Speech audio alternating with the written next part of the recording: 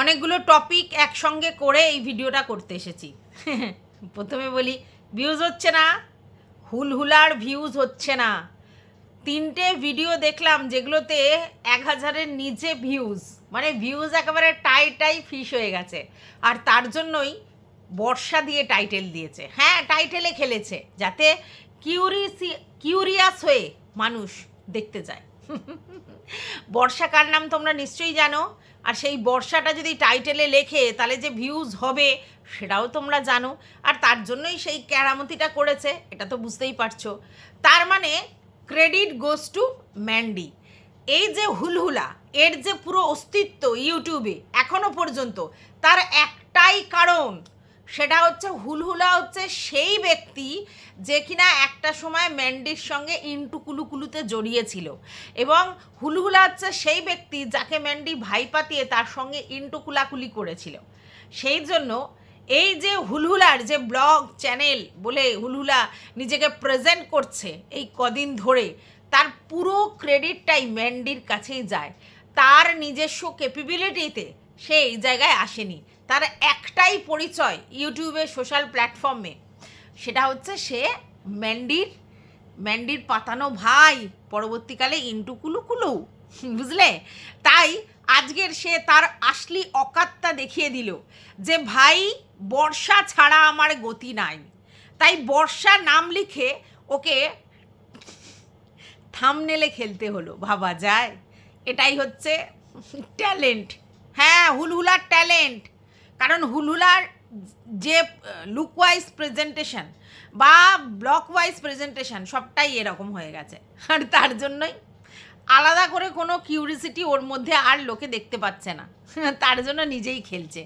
উফ, এগুলো পাতি চাল, তোর এগুলো পাতি চাল। সবাই বোঝে যে তুই ওখানে বর্ষা ওইটা লিখেছিসই শুধুমাত্র কিউরিসিটি, মানে লোকের মধ্যে তৈরি করার জন্য। তুই বলিস না আর নয়, এই নয়, মানে কতখানি খারাপ অবস্থা হলে একটা এই রকম বছরের বয়সী ছেলে, মানে এই অত অল্প বয়সী একটি ছেলেকে ওই কবে কোন কালে একটা এরকম সম্পর্ক করেছিল আর সেটা নিয়ে এত জলঘোলা হয়েছিল, সেই সম্পর্কটাকে নিয়েই তাকে ব্লগিং চ্যানেলে ফিরতে হচ্ছে। ধিক্কার রে, তোকে ধিক্কার। তোর নিজস্ব ক্যাপাবিলিটি বলে কিছুই জিনিস নেই।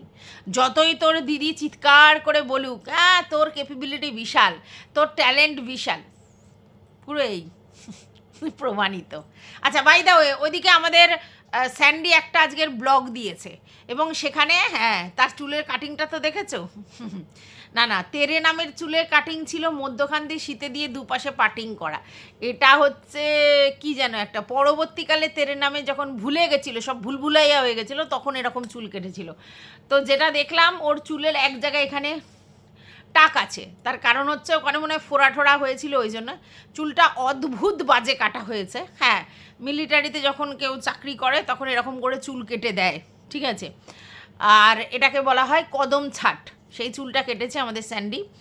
তো ইচ্ছা করেই কেটেছে, কারণ এরা না সবাই কন্ট্রোভার্সি লাভার। কারণ যখন ও দেখেছে হুলহুলা এরকম চুল কেটেছে, তাহলে ও কোনো দিন যখন এরকম চুল কাটেনি, হঠাৎ করে কেন কাটলো? মধ্যখানে একবার ওকে দেখেছিলাম যে স্ট্রেটনিং করা চুল, মানে আমাদের স্যান্ডির কালার করা চুল, এইসব দেখেছিলাম। তো ম্যান্ডি বললো ও কোনো দিন এরকম চুল কাটেনি। তো আমি বুঝতে পারিনি যে হঠাৎ করে ওর কি হলো, এরকম চুল কেটে আসার মানেটা কি হলো। হ্যাঁ, মানে যাতে মানুষ কম্প্যারিজম করে আর কি, ওদের দুজনের মধ্যে যাতে কম্পেয়ারটা হয়। কি দরকার আছে বাপু? মানে চুলকে ঘা করা বলে না, তাই চুলকে ঘা করার জন্য স্যান্ডি এই ধরনের কাটিংটা কেটে এসেছে। এবার বলবে লোকে কি শুধু কি হুলহুলাই এরকম চুল কাটে? না, অনেক লোকই এরম চুল কাটে। কদম ছাট বলে তো স্পেসিফিক্যালি রয়েছে, এটা বললাম তো, যারা মিলিটারি আর্মিতে চাকরি করেন তাদের মধ্যে বেশিরভাগ এরকম চুল কাটতে হয়। তো সেটা ঠিক আছে, কিন্তু তা বলে এখন যখন হুলহুলার এখানে আগমন হয়েছে আর ওর ওই চুলটা নিয়ে লোকের মাথা ব্যথা, টুপি পরে পরে থাকতো, তাহলে স্যান্ডির আবার এই চুল কাটার মানেটা কী হলো? তাহলে লোক তো বলবেই কপি ক্যাট, কি জানি। এদিকে আমাদের ম্যান্ডি বলছে ওর এরকম চুল কাটিং পছন্দ না। তাহলে আমার ওয়াইফের যদি ওরকম চুল কাটিং পছন্দই না হয়, তাহলে আমি ওগুলো কেটে কী করব? কী দেখাতে চাই এই লুকটাতে, কী দেখাতে চাই? কিছু বলার নেই। এরা অ্যাকচুয়ালি কন্ট্রোভার্সিটাকে চায়, তার জন্য বাই দা ওয়ে, ওদিকে আমাদের ম্যান্ডি খুব বড় বড় কথা বলছে, এটো হাতে হেসে সে একটা মানে ভিডিও দেখে আর থাকতে পারেনি, হাতটা ধোয়ার আগেই খেতে খেতে এসে তোমাদের কাছে একটা কথা বলতে এলো। হ্যাঁ, ও সবসময় এরকম জবাব দিতে আসবে তার বক্তব্য, কারণ ভুল মিথ্যা কথা বললে তো অবশ্যই আসবে। কোনটা মিথ্যা কথা? একদমই মিথ্যা কথা বলেনি। অবশ্যই স্যান্ডি তার ভিডিওতে বলেছে, এবং একজন মেনশানও করে দিয়েছে 35 মিনিট কত সেকেন্ডে মেনশান করে দিয়েছে, যে সেই সময় যেই 47-48 মিনিটের একটা ভিডিও করেছিল স্যান্ডি, সেই ভিডিওটাতে বলছিল যে যখন আমরা মন্দারমণি ঘুরতে গেছি তখন ও আমার সন্তানের গায়ে হাত দিচ্ছে, সেটা দেখে আমার রি করছিল। এই কথাটা তো বলেছে। তাহলে কোনটা মিথ্যা কথা? না, ম্যান্ডি বলেনি, কিন্তু স্যান্ডি তো বলেছে। তো ম্যান্ডি স্যান্ডি তো দুজন আলাদা নয়, দুজন তো একই ফ্যামিলির লোক, তাদের বাচ্চা। তাহলে সেখানেও তো ঠিকই বলেছে। এই কথাটা বলা হয়েছিল, ম্যান্ডির মনে হয় মনে নেই, সব ভুলে মেরে দিয়েছে, নাকি ইচ্ছা করে বলছে আমি জীবনে বলিনি। তুমি না বললে কী হবে? স্যান্ডি তার চ্যানেলে বলেছে আমার বাচ্চাকে গায়ে হাত দিয়েছে, আমার গা রিরি করেছে, এটা স্যান্ডি বলেছে। মিথ্যা কথা বললে তো হবে না, এটা প্রথম। দ্বিতীয় কথা, তোমাদের আদিক্ষেতার চূড়ান্ত ছিল চদ্দিকে নিয়ে, আর সেই চদ্দি তার পার্সে তোমার মেয়ের ফটো রেখেছিল, তুমি অন্য ক্রিয়েটারদের কাছে গিয়ে বলেছ যে আমরা হাসাহাসি করি এইটাতে। তার মুখের উপর বলতে পারো নি কথাটা যে তুই এটা কি নাটকটা করিস? তো তোমাদের সবার দোষ আছে। আচ্ছা, এইবার যেটা নিয়ে হয়েছে কাণ্ডটা, সেটা হচ্ছে ম্যান্ডির মেয়ে একটা জামা পরেছিল, মানে ওই চুড়িদার টাইপের মনে হয়, সেটা হচ্ছে বোতলের দেয়া। তো সেই বোতলের দেয়া বলে সেটা পরিয়েছে বলে লোকে বলেছে। আচ্ছা শোনো, আমি একটা কথা বলি, আমি একটা গিফট কাউকে দিয়েছি, তারপরে দেখা যাচ্ছে যে আমার সাথে তার কোনো কারণে বাক্যালাপ বন্ধ হয়েছে, হতেই পারে। তাহলে আমি যে গিফটটা দিয়েছি সেটা সে পড়বে না, পড়াবে না? তার সামনে যদি ওই জিনিসটা ভালো লাগে পড়ায়, তাহলে অসুবিধা কী আছে? আর এইটা পড়ানো মানেই তাকে খুব প্রেফার করা, এটা নয়। সেই গিফটটা ভালো লেগেছে তাই পড়িয়েছে। এরম তো হয় আমাদের, কারোর না কারোর সঙ্গে ঝামেলা ঝগড়া অশান্তি হয়, কিন্তু আমরা তাকে হয়তো কোনো গিফট দিয়েছি, তাহলে সে সেটা আর পড়বে না, সেটা আর পড়াবে না? তোমাদের না মানে মানে তোমরা কীভাবে চিন্তা করো আমি বুঝতে পাই না। তবে হ্যাঁ, ওই যে চুড়িদারটা পরতে ওকে ভালো লাগছিলো, ওর মুখটা মিষ্টি লাগছিলো, ওর মানে গায়ের রঙটার সঙ্গে ওই কালারটা ভালো যাচ্ছিল। তো সেখান থেকেই আমাদের বোতল বলতে শুরু করেছিল যে হয়তো হয়তো ওর মায়ের থেকে আমি বেশি বুঝি যে ওই বাচ্চাটাকে কী পরলে ভালো লাগবে। অ্যাকচুয়ালি ওর মায়ের কোনো ড্রেস সেন্সই নেই, ওর মায়ের থেকে অনেকেই বেশি বুঝবে যে ওদেরকে কি পরলে ভালো লাগবে, কেমন সাজলে ভালো লাগবে। ওর মায়ের না তো ড্রেস সেন্স আছে, না তো ড্রেসের মানে রুচি আছে, না তো সাজের রুচি আছে, না সাজতে জানে। ও সব কিছুতেই ও মানে ওগুলো জানে না। তাই ওকে যদি কেউ কিছু গিফট করে বা ওর মেয়েকে গিফট করে বা সাজিয়ে দেয়, সেগুলো সবটাই ভালো হবে, তার কারণ ওর তো রুচি বোধটাই নেই, ওর রুচি বোধটাই নয়। এবার ও যে বিয়েবাড়িতে গিয়ে যে লাল শাড়িটা পরেছিল, ওর মানে ননদ যে পার্পেল কালারের এটা পরেছিল, ওই শাড়িটাতে ওদের দুজনকেই ভালো লাগছিল। ওর ননদের মুখশ্রীটা খুবই সুন্দর, গায়ের রঙটাও ভালো, চোখ নাক মুখ সবই অ্যাট্রাকটিভ। এখন সুগার হয়ে গিয়ে একটু গায়ের মানে শরীরটা একটু ভেঙে গেছে বলে তাই, নালে ওকে দেখতে সুন্দরী বলা চলে, ওর ননদকে দেখতে সুন্দরী বলা চলে, কারণ চোখ নাক ঠোঁট এত সুন্দর, গায়ের রং চুল সব সুন্দর, তো তাদেরকে সুন্দরী বলা চলে। আর ওই পার্পেল কালারটা তুলনামূলক যারা ফর্সা তাদেরকে বেশি ভালো লাগে, আমাদের মধ্যে কেলটিদের জন্য ওই রঙটা নয়, ঠিক আছে? ওই রঙটা একটুখানি চাপা, মানে যারা কালার মানে ভীষণ ফর্সা তাদের ভালো লাগে, আর যারা চাপা কালার এতে তাদের গায়ের রঙটা একটু চেপে যায়। তবু কি লোকে পরে না? হ্যাঁ পরে, কিন্তু ওটা ফর্সাদেরই রঙ। আচ্ছা, এইবার সেটা কিন্তু ম্যান্ডিরই শাড়ি, তোমরা জানো। এবার ম্যান্ডি পরেছে লাল, আর লাল হচ্ছে একটা এমন কালার, কালচে লাল নয়, লাল কালারটা, লাল কালারটা হচ্ছে এমন কালার, সেটা কালো ফর্সা বুড়ি ছুরি সবাইকে মানায় এমন একটা কালার, তার জন্য ম্যান্ডিকে ভালোই লাগছিল। আর ম্যান্ডির মুখশ্রীটা তো সুন্দর, মুখশ্রীটা ওর ভালো, দেখে মনে হয় না যে ওর মধ্যে অত কুটকাচালি চলে, যথেষ্ট মুখটা সুন্দর, ঠিক আছে? তো ভালো লাগছিল। কিন্তু একটাই ওখানে ব্যাপার হচ্ছে, যেহেতু ফুল স্লিভ ছিল, এই গরমে একটা ফুল স্লিভ ব্লাউজ, আবার ওই রকম সিনথেটিক একটা শাড়ি, মানে জঘন্য মানে গরম লাগবে। তো সেই জায়গা থেকে কষ্টদায়ক আমি মনে করি এইরকম শাড়ি এই সব জায়গায় চুজ করা ভুল, কারণ এইসব শাড়িগুলো কি একটু শীতের সময়টা পরলে ঠিক আছে, এই গরমে ওই ফুল স্লিভ ব্লাউজ তার সঙ্গে ওই চগড়ানো বগড়ানো শাড়ি, যেগুলো কিনা গায়ে দিলেই মানে একটা কেমন হবে, কমফোর্ট থাকবে না, সেগুলো না পরাই ভালো। তো ম্যান্ডির তো জানো রুচি খুবই খারাপ, তাই ওকে আমি যতই বলি, আমি বহুবার ওকে বলেছি যে সুন্দর সিল্কের শাড়ি, ভালো দামি শাড়ি নিজের জন্য কিনে রাখতে, যে এরকম গরম ঠরমের সময় ওগুলো শীতকালের বিয়েবাড়ি, শীতকালের কোনো অনুষ্ঠান বাড়িতে যদি ওইরকম চকমকি পড়ে অসুবিধে নেই, কিন্তু কে কার কথা শোনে। তো যাই হোক, ম্যান্ডির সাজগোজটা করেছিল, যেহেতু হোয়াইট ছিল তার জন্য হোয়াইটের উপর বেস করে করছিল, কিন্তু গলায় পড়েছিল মঙ্গলসূত্রের এখানে একটা স্টোন দেয়া, যেটা ওই শাড়িটার সঙ্গে মানাচ্ছিল না। তবু ঠিক আছে, ওই স্টোন দেখে ও পড়েছে, ওইটা স্টোনের গয়নায় যায়। তো কানে একটা দুল পড়েছিল হোয়াইট হোয়াইট টাইপের স্টোনের, আর গলায় ওটা পড়েছিল, গলাটা খুবই সিম্পল হয়ে গেছে, তবু ঠিক আছে, মানে ওখানে যে লাল পুঁথির আর স্টোনের হতো তাহলে ভালো লাগতো, কিন্তু কালো মঙ্গলসূত্রটা ওখানে ঠিক যাচ্ছিল না। তো যাই হোক, ওটাই পেয়েছে, ওটাই পড়ে গেছে, খুবই সিম্পল সেজেছে। তো মুখটা ওর ভালো, মুখশ্রীটা ভালোই লাগছিল, ইনস্টায় কতগুলো রিলস ছেড়েছে, সেখানে বেশ ভালো লাগছিল। আর ওই যে বললাম, ওর ননদকে তো আমার ভালোই লাগে দেখতে, খুবই সুন্দর মুখটা, ঠিক আছে। তো ওভারঅল এটাই ছিল। তো সেখানে একে দেখলাম, ওর বাচ্চাটাকে হচ্ছে খুবই সোবার একটা লুক দিয়েছে, ছোট্ট করে হালকা করে লিপস্টিক বা লিপ গ্লস লাগিয়েছে, আর বেশি কিছু সাজায়নি। হ্যাঁ, বাচ্চাদের তো মুখটা ইনোসেন্ট থাকে, যদি ওই মেয়েটির মুখটা ইনোসেন্ট না, ভীষণই পাকা বুড়ি টাইপের মুখটা। তো সেই ওই মানে ওরকম বাচ্চাদের যদি বেশি উগ্র সাজানো হয়, অনেকে সাজায়, বিচ্ছিরি দেখতে লাগে। বাচ্চাদেরকে খুব সিম্পল জিনিসে সাজালে ভালো লাগে। একবার ছোটোবেলার কথা বলছি, আমি তখন ক্লাস 8-এ পড়ি, ঠিক আছে। তো এবারে বিয়েবাড়ি যাব, সেজেছি, তো মায়ের একটা মেরুন কালারের লিপস্টিক ভালো করে ঘষেছি মুখের মধ্যে, আমি আমার বোন দুজনেই ঘষেছি, ঘষে একদম সেজে আর মুখটা এরম করে আছি, মানে লিপস্টিক যাতে কোনো জায়গায় না উঠে যায়। তো এরপর মা আমাদের দুধ খেতে ডেকেছে, গ্লাসে করে দুধ দিয়েছে, ওর আমার তো দুধ একেবারে জঘন্য লাগতো।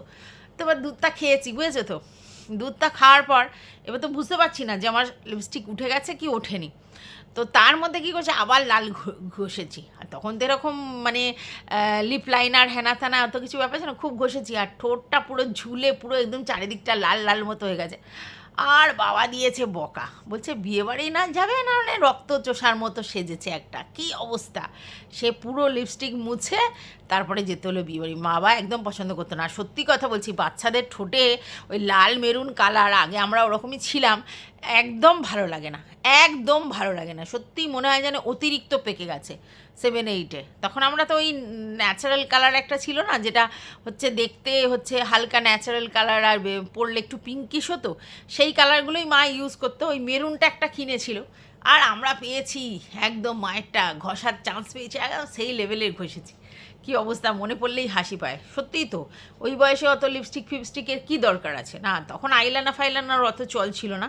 আর আমার বাবা কোনোদিনই কাজল পরা খুব একটা পছন্দ করতো না, আমার মাকে জীবনেও আমি কাজল আইলানা এগুলো পরতে দেখিনি, জীবনেও না। ওই লিপস্টিক দিত আর একটা টিপ পরতো, ব্যাস। না আইব্রো করতো, আমার মা আইব্রোও করতো না, মায়ের আইব্রোটা এত সুন্দর ছিল যে কোনো দিন আইব্রো করতে হয়নি। আর মানে মাথায় ফুল, আর হচ্ছে তোমার চোখে কাজল, আইলাইনার, মানে আইলাইনার তখন ছিল না, পরে হয়তো এসেছে একটু বড় হতে, একদম বাবা পছন্দ করতো না, তাই মাকে কোনো দিন দেখিনি। এমনি আমার মা সুন্দরী ছিল, তার জন্য ওই লিপস্টিক দিয়েই ভালো লাগতো, সুন্দর শাড়ি পরতো, গায়ে গয়না ফয়না এগুলো পরতো, আর লাল টিপ মানে মেরুন কালার টিপ আর লিপস্টিক, এই ছিল মায়ের সাজ। হে যতই ভালো বিয়েবাড়ি জায়গার দামি যাও, এসব ফুলমূল দেওয়া যাবে না। আমার বাবা আবার খুব এইসব দিকে মানে ছিল, যে ফুল দিয়ে বিয়েবাড়ি, ফুল মানেই কারা দেয়, এইসব বলতো আর কি। তো যাই হোক, তো মনে পড়ে গেল আর কি, বাচ্চাবেলার কথা, স্মৃতি মনে পড়ে গেল। তো দেখলাম যে হ্যাঁ জয়কে ভালো লাগছে, হ্যাঁ এবার শাড়িটা ওকে দিয়ে, ওকে জামাটা বোতল দিয়েছে, এবার ম্যান্ডু সেটা পরিয়েছে, তার জন্য যে যার কে গায়ে হাত দিয়েছে বলে গিনগিন করছে, সেটা সে কি করে জামাটা পরালো, নাকি এইবার আর জামাটা পরাবে না। আমি জানি না এই জামাটাকে নিয়ে এত বলার কি আছে, বাচ্চাটাকে একটা গিফট দেওয়া হয়েছে, এবারে তার বাবা মার আগে বহিঃপ্রকাশ দিয়ে গিনগিন গিনগিন বলেছে, ঠিক আছে, কিন্তু তার জন্য জামাটা পরিয়েছে সেটা আবার ফেলে দেবে কি, এত কথার কি আছে, দিয়েছে ভালো লেগেছে পরিয়েছে। তবে হ্যাঁ, স্যান্ডির এটা বলা উচিত হয়নি যে ও আমার মেয়ের গায়ে হাত দিয়েছিল, আমার গা গিনগিন করছিল, এটা বলা উচিত হয়নি, ওটা রাগের বহিঃপ্রকাশ হয়েছে। এবার আমার বক্তব্য, বোতল যদি সত্যিই মেয়েটাকে এত ভালোবাসে, সত্যিই যদি এত ভালোবাসে, নাজার না লাগে এরকম বলে, তাহলে বোতলের কি দরকার ছিল বাপু যে মেয়েটি পাশফেলের গল্পটা ওপেন ক্যামেরায় এসে বলে দেওয়ার কথা, কেন বলেছিল? এগুলো কি বলার জিনিস? মেয়েটার জন্য তো এটা খারাপ, দরকার ছিল না। তাহলে এরও তো অতিরিক্ত পাকামি করে, অতিরিক্ত এইগুলো বলে, যেই জিনিসগুলো প্রাইভেট কথা, যেগুলো বলার দরকারই নেই, সেগুলো অন ক্যামেরা এসে বলার কি দরকার? আমি যদি কোনো মেয়েকে ভালোবাসি, তার ফেল করাটা তার তো ফেলিওর, তাহলে সেইটা আমি কেন লোকের কাছে নিয়ে আসবো? হ্যাঁ, হাফিয়ালি হোক আর অ্যানুয়ালি হোক, ফেল করাটা কখনোই উচিত নয়, কাম্য নয় এই বয়সে, ঠিক আছে? আর সেটার দায় অবশ্যই মা বাবার উপর বর্তায়, কিন্তু তা হলেও সেটা বলাটা ঠিক ছিল না আমার মনে হয়। তো যাই হোক, এইগুলো তো গেল এই দিকের কথা। এইবার চলে আসি আসল বক্তব্যে। হঠাৎ করে হার্টের একটা ভিডিও দেখলাম, সেই ভিডিওটা দেখে টোটালি ভিউয়ার্সরা কনফিউজড হওয়াটা স্বাভাবিক, তাই না? কারণ আবার দেখলাম চোখ মেলে দেখো পাশা উল্টে গেছে, মানে একটু কেন উল্টো পাল্টা কিছু একটা লাগছে আর কি, ঠিক আছে? কারণ যেটা বোঝানোর চেষ্টা করা হচ্ছে সেটা আদতে কিনা সেটা পরে বুঝবো আমরা।